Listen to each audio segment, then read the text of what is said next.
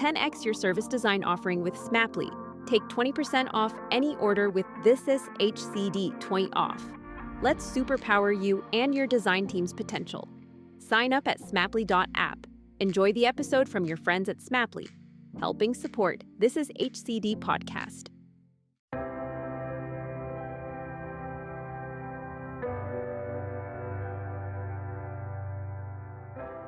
Welcome to Worldwide Waste, a podcast about how digital is killing the planet and what to do about it. Virginie Guerin is an urban planner.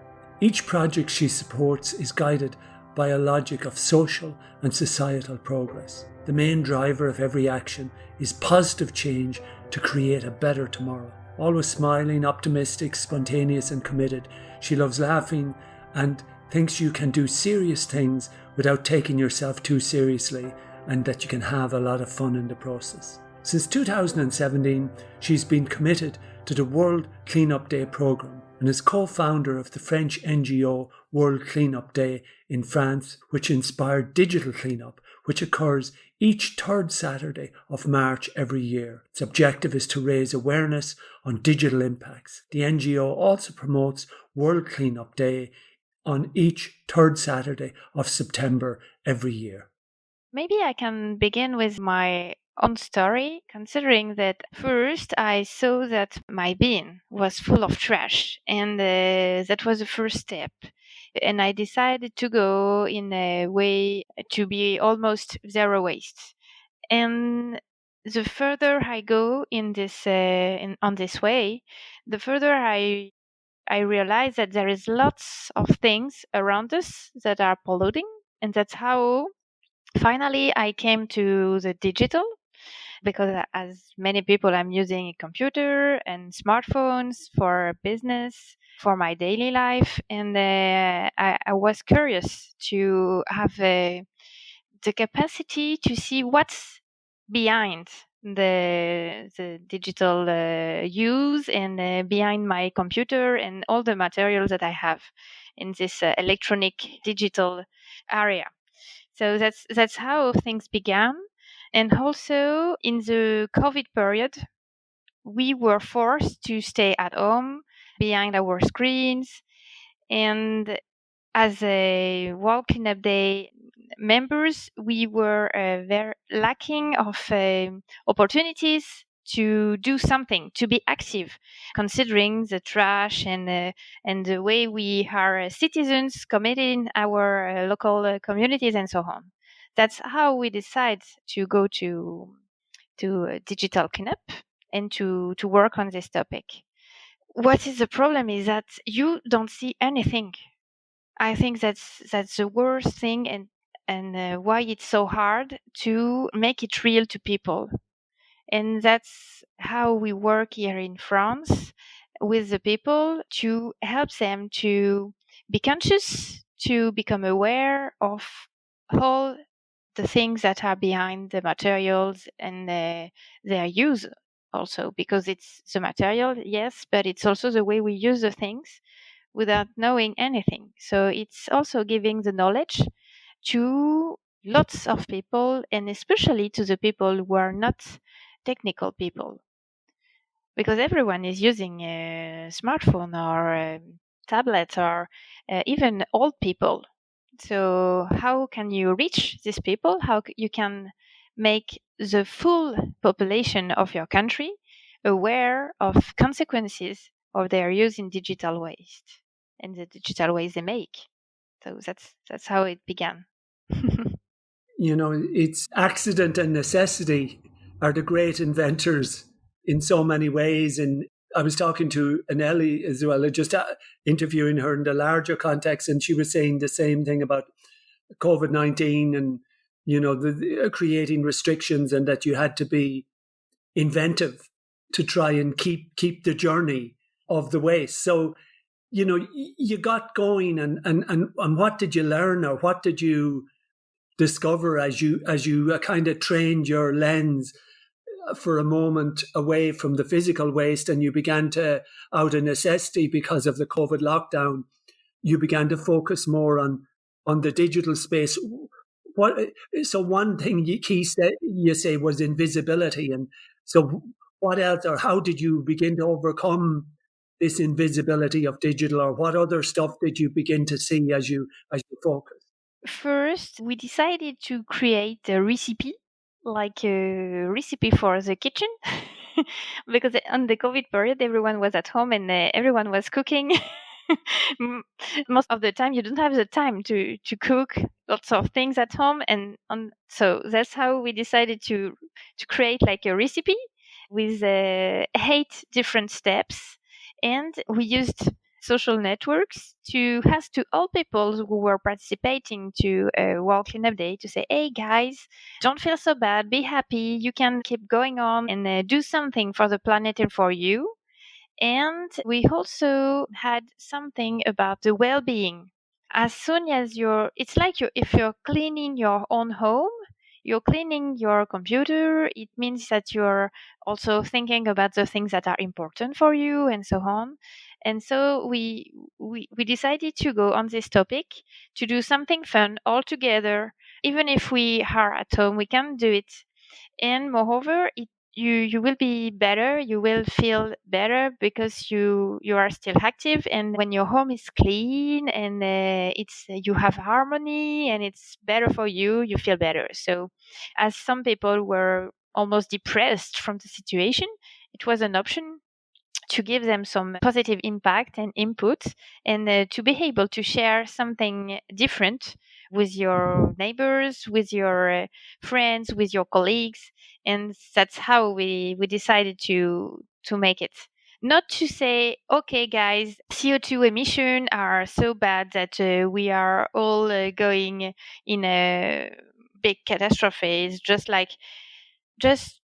we just propose you to do something, and from this action you will learn lots of things. But at the beginning we don't talk about environment, we just talk about doing something together and to have fun all together, even if we are at home. That's how we did it.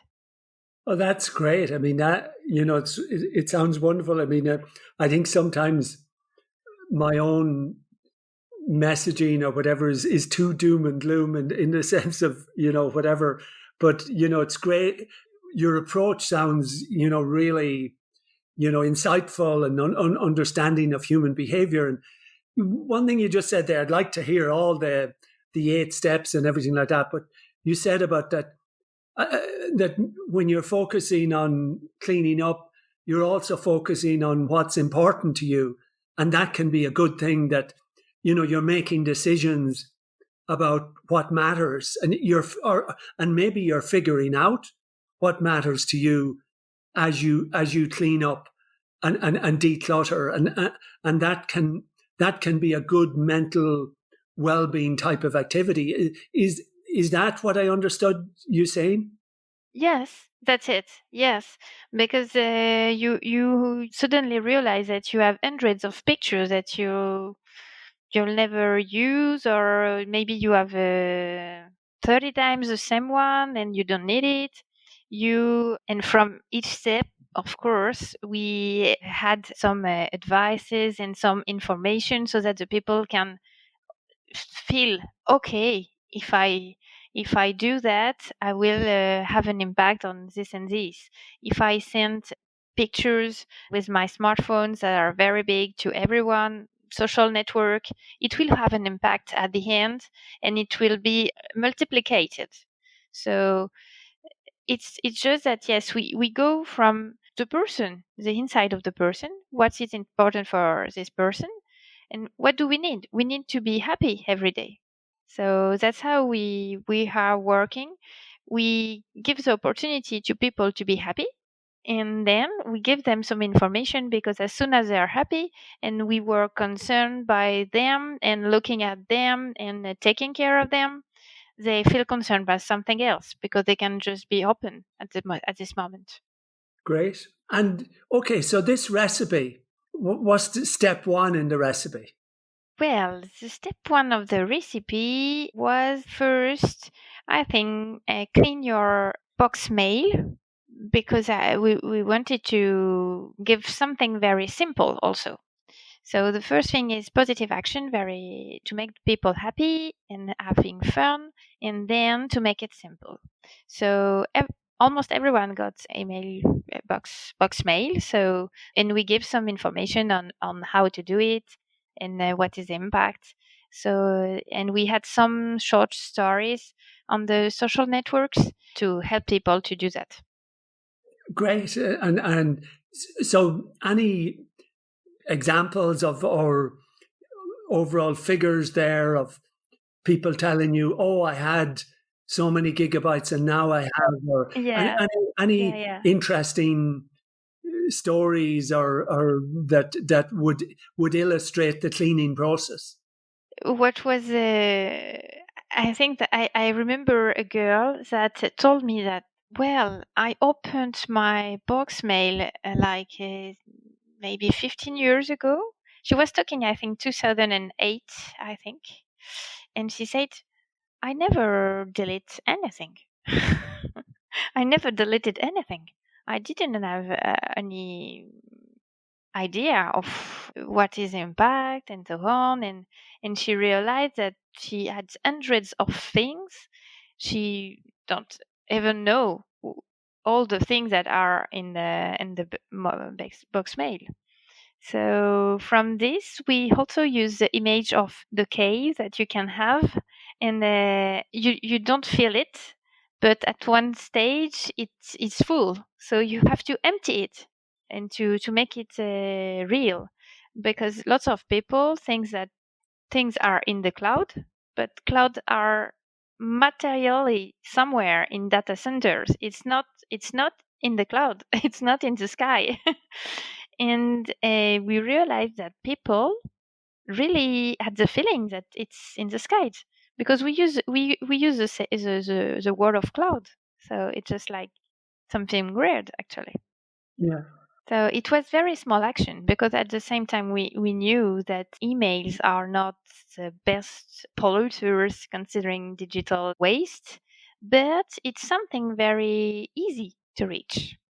So that's how we So proceed. it's very practical, and any did you get any statistics that say, oh, we helped delete X, or was that too difficult to acquire? Any sense of how many people did it, or how much data was deleted, or anything like that?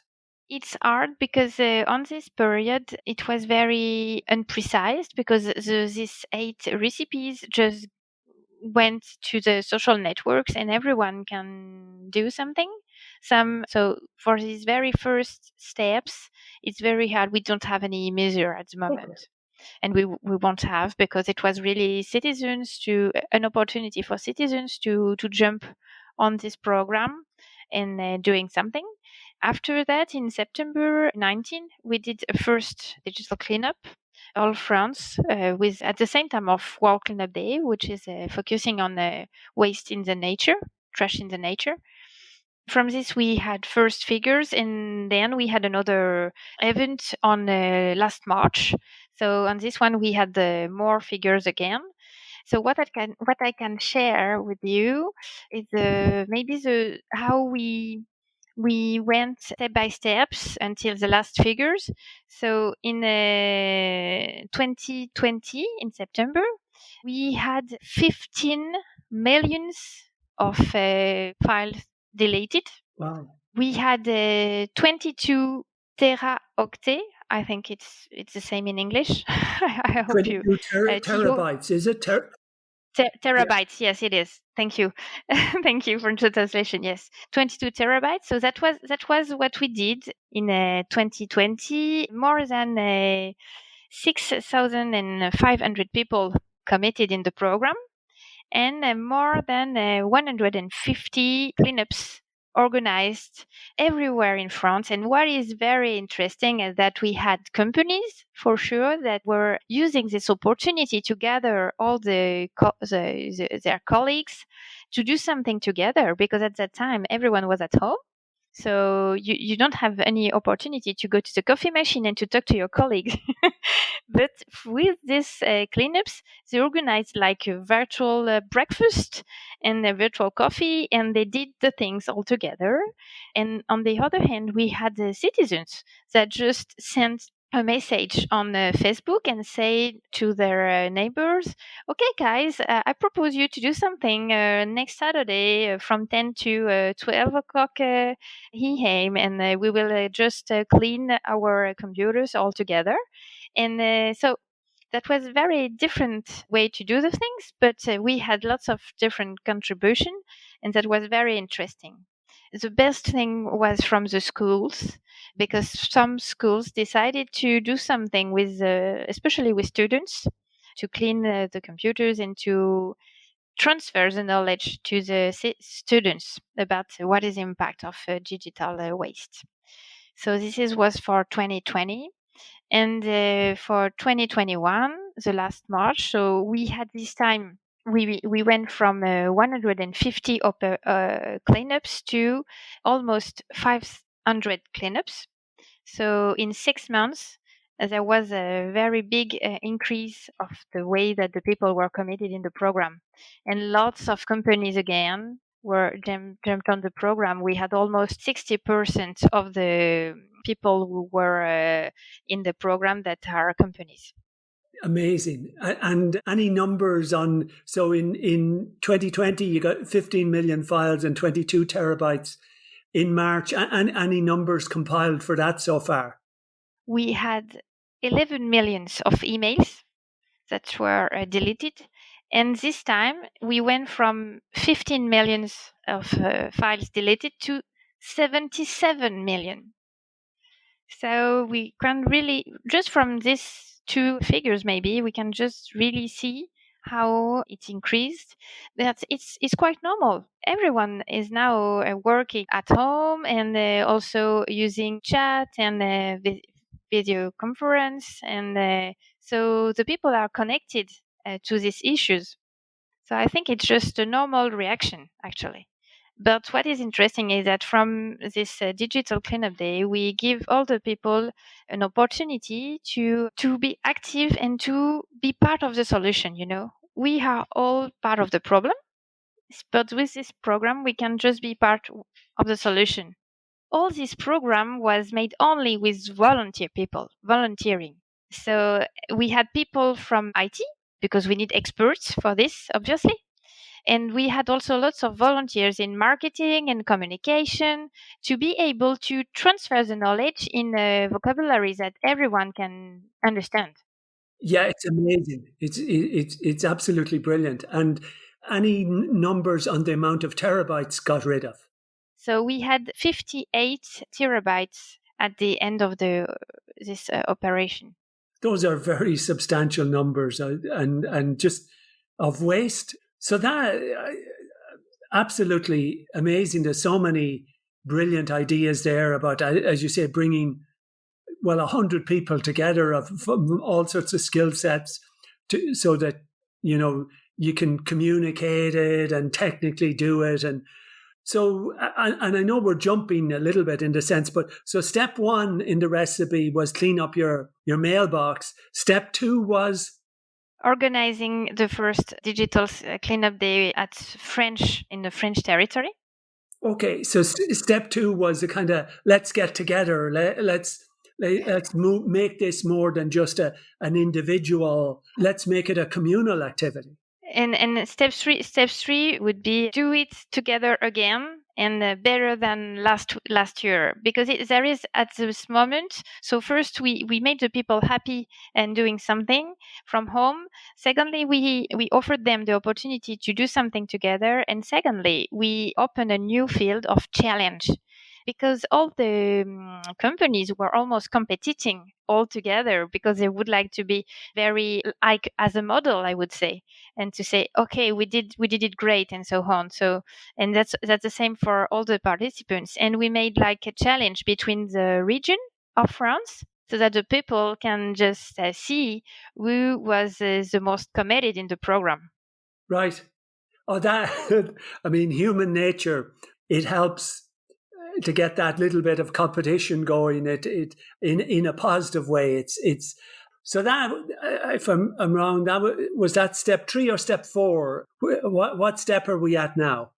Now we are at it's almost step 4, because we are preparing next digital cleanup day. We would be in March next year. But what is new for the next program is that we will add the WEE, the WEEE, electronical waste, all the materials. We will make a big campaign here in France to make the connection in the head of people of the impact of all the materials, because all what we can erase from our computers is interesting, but most of the pollution is made by the materials. So we need to work on this topic. So we open a new field and come back to material things, so that people can do both and have the complete view of what is the impact of digital waste.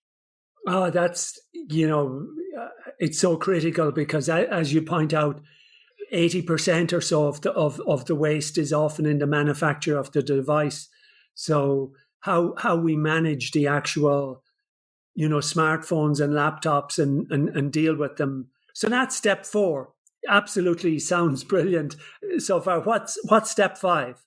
So I made for you all these steps in the calendar, but the steps that I was talking at the beginning as a recipe was different things that the people can do on their own. So from this, we had all the fields that you can do in cleaning your devices. So we had social networks, which is very hard to do.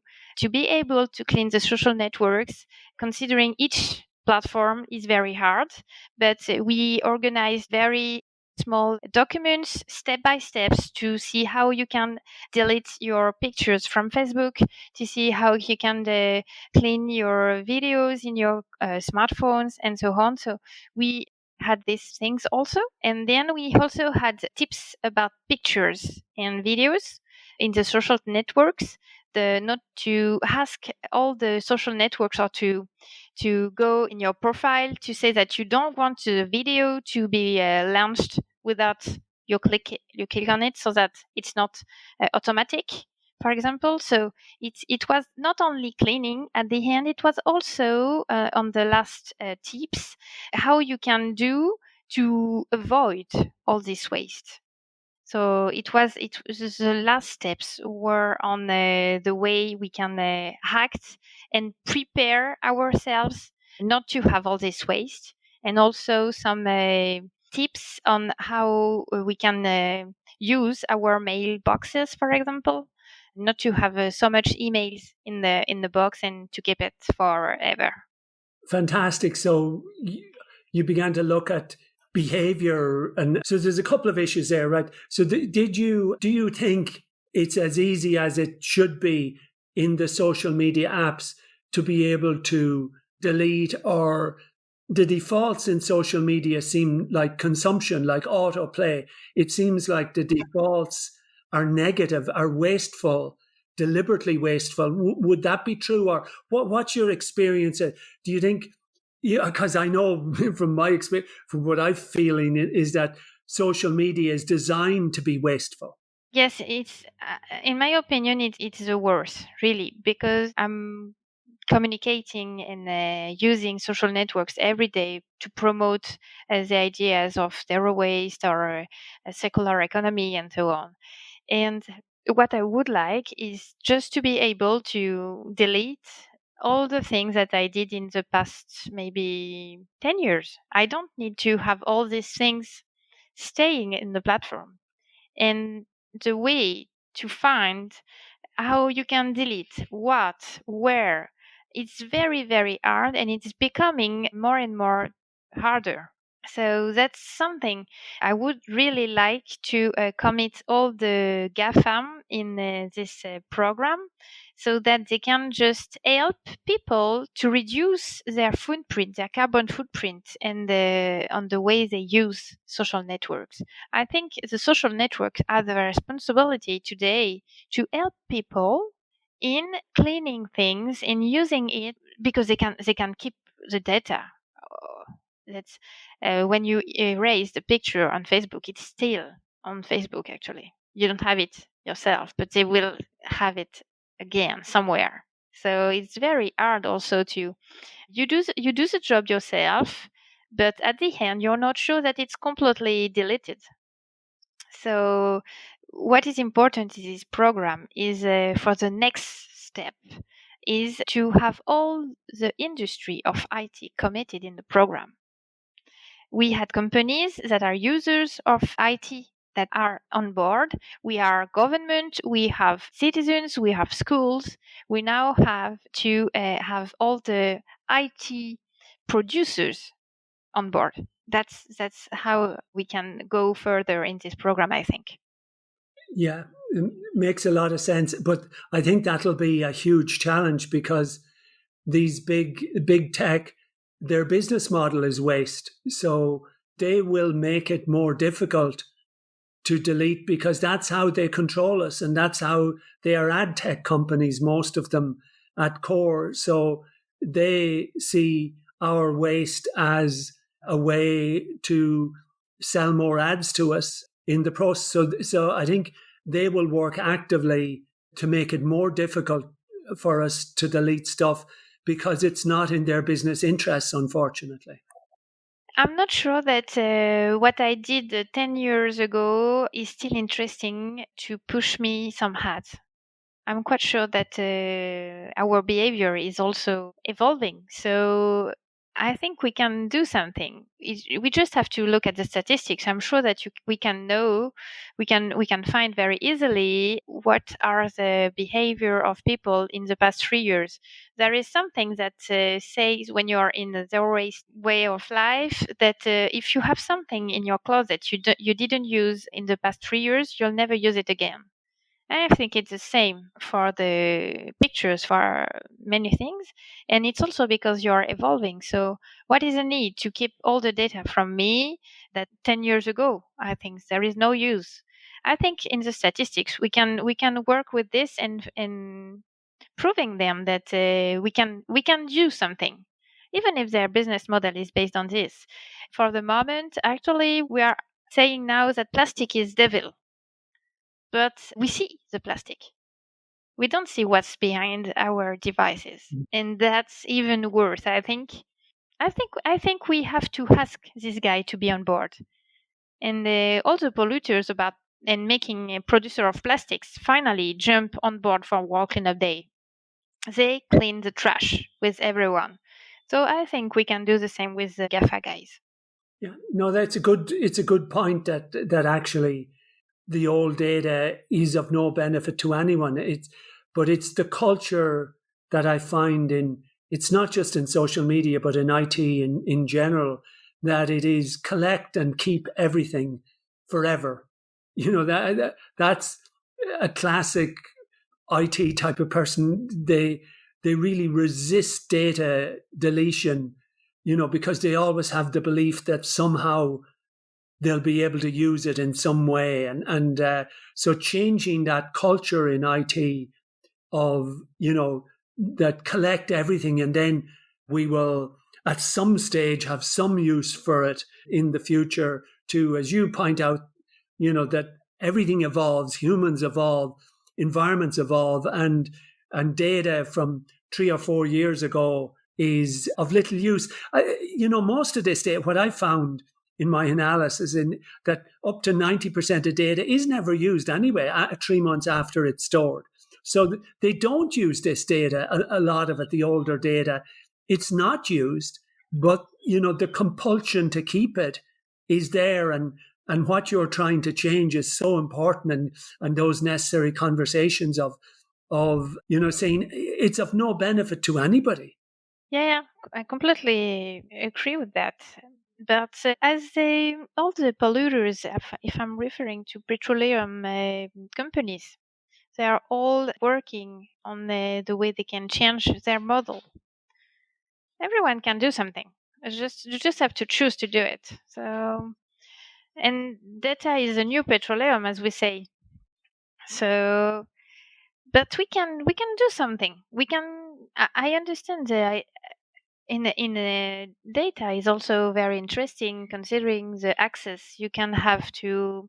If I'm talking about open data and being able to share lots of content is very nice, because for the knowledge it's very interesting to be able to share, which is actually the basis of why internet was created. Absolutely. Yeah. So let's come back to maybe to the very first steps of internet in a way, and to talk and to think about what what what is interest, and what can we do for that. We can go to the 5G debate. I think 5G is very interesting if it helps people to be able to be in better health, but maybe video and streaming is not the best. So, but it depends. It's just like I think everything is a you have it's a balance. So what is important is the balance, because data is not the devil. It's like plastic. Plastic still something fantastic, considering all the opportunities that you have if you're if you're having lenses yourself. It's very interesting because you can do sports. It's very easier than just wearing glasses. But sometimes it's the way you transform the things in the history. And well. No, that makes sense. That makes sense. And say, just looking, moving out into the broader French landscape, I noticed stories about our back market and repairability and reselling, and I have heard about French data centers that are really trying to create modular server environments where they don't throw away they really try and repurpose at least the frames of the servers, because servers are a huge problem in a lot of data centers. They end up taking them out after 3 years and destroying them in the process, to ensure uptime and security and stuff like that. But I hear stories that coming out of France, which seem to be quite enlightened or progressive, certainly in comparison to other countries. Is that the sense you have, or what's your own understanding of the broader French approach to sustainable technology? Yes, I think we have all the stakeholders to do it very quickly, in a way. The government decided to commit all the public sector in sustainable IT. It means that all the departments of states are working on a roadmap for sustainable IT. Then they're working for this with Institute for Sustainable IT, which is actually our co-host of the digital cleanup program in France. We are working with these guys that are very experts on this field, and these guys are also working with government. So we have the citizens with the World Cleanup Day, I would say, network. We have the government, we have the experts, and we also have companies that are innovating in this field. We have companies that are working with data centers to reuse the energy of data centers, especially in the field. They can, for example, we got in Paris here a pool. We can have the good temperature in the pool due to servers and a data center which is connected to the pool, for example. And we also have the guys that are making a second-hand market. We have different companies in that, very interesting. So we have almost all the ecosystem now in France, and we are very working hard in this field. So I think the idea that you have from foreign countries is quite true. What we need is to go further, because as you may know, the GAFAM are not French. So that's how we can work with this company, because they are almost having all the companies, all the public sectors, and how we can find another solution or working with them to make them improving themselves in these topics. And it's also the same for the producer of materials, which are not French. So we have a very good ecosystem. We do lots of things, but still we are missing one stakeholder in this program, which are the very big company like Microsoft or Google, and on the other hand, all the producers like maybe IBM and these guys are to be on board, but still we are. I think we are in advance. And I remember 3 years ago I was in the US, and I was talking with a guy, and he said we are really rating from France and from Europe to push these things, because as American we can't do it, because we have a very big part of economy that is connected to GAFAM. So that's maybe our commitment for a better planet from France. No, it's fantastic, and as you point out, we're all interconnected. That France can only solve so much, but France and Europe can be an inspiration. Yes. As you showed, it has to happen at a government. You've had very progressive government ideas. You've involved business, you've involved citizens. So it's not looking to one group to carry all the weight, but everybody, I know it's a cliche, can contribute. The citizens coming together in groups to delete and to clean up, the businesses changing their practices and also coming together with employees to clean up, and the government setting policy and strategy. That triumvirate of forces can really begin to address the problem. I think what would be interesting, and I know that the Institute for Sustainable IT, which we are working with, is actually working to develop a European network on this, to be able to connect government, big companies, citizens, and so that all the stakeholders are part of the program. And it's very, very important. I think we can do that. Yeah.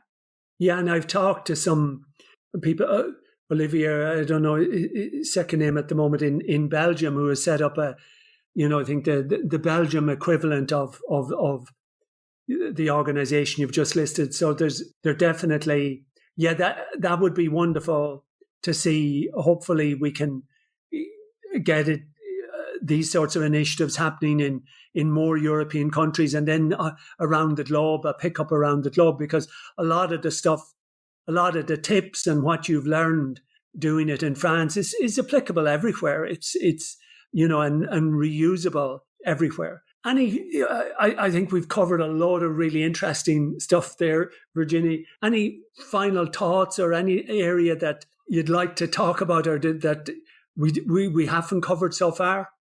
I think maybe I would be happy to end with my preferred motto is less blah blah and more action. And I think everything is really connected to action. Even if the first action that you do is a very small steps, what is important is to begin.